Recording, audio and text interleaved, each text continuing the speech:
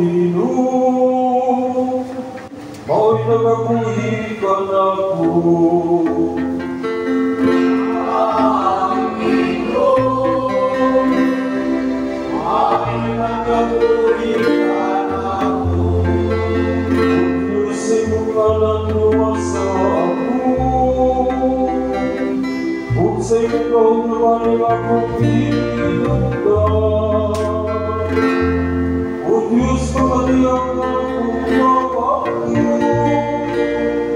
Matalikupin ako sa aking bakbak.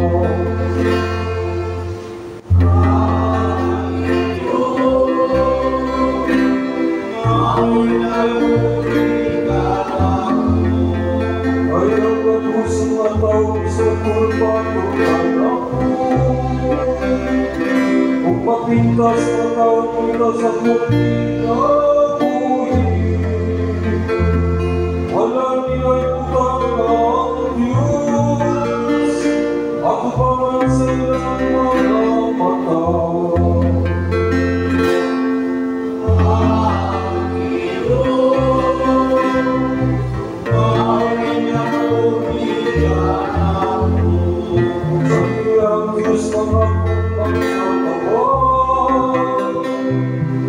Ang Pino'y nagabuhikan ako. Akala na kung kalimutan ilang bunong sa pipisyo.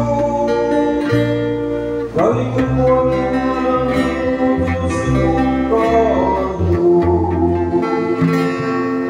Ang Pino'y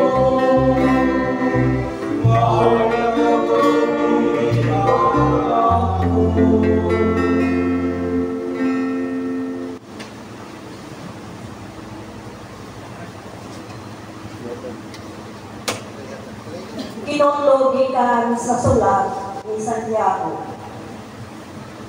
Bilin anaa ang kasina o ang pagkaninuma alang sa kaugalingong kaayuhan lamang. Anaa usarap ang kasamok ug tanang matang sa daotang uban. Apan ang kaalam nga gikan sa langit, una sa tanan, puti, ug unya mapigdaiton, maabo, mahigalaon, maluloyon, ug maayong pinuhatan. Dili usab kini mo pihig, ug dili pagpakaron inyon. Ang pagkamatarong mao ang bunga sa bihi nagibugas sa mga makigdaiton diha sa kalinaw. Unsa ba'y hinungdan sa inyong panag-away o panagpipil? Dili ba ang inyong mga lawas ng kaibog o nagsumpati sa sulod ninyo? Buod kamo managiyang mga butang, apan kay wala man kamo makaangkong niini, buod kamo mapatay.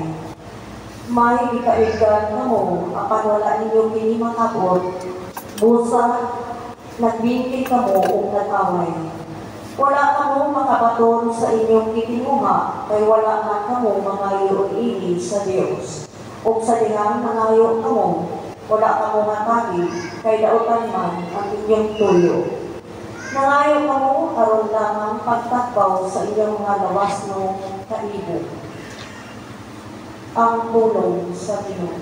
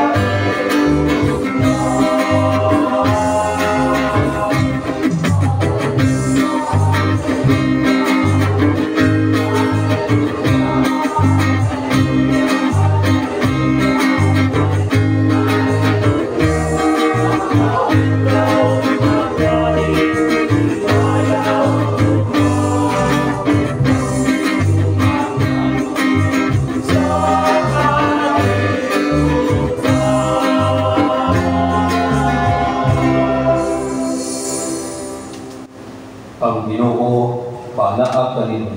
Ang santos nga Ebanghelyo sumala ni San Marcos. Si Jesus ug ang iyang mga tinud-an bibiyag gikan sa bukid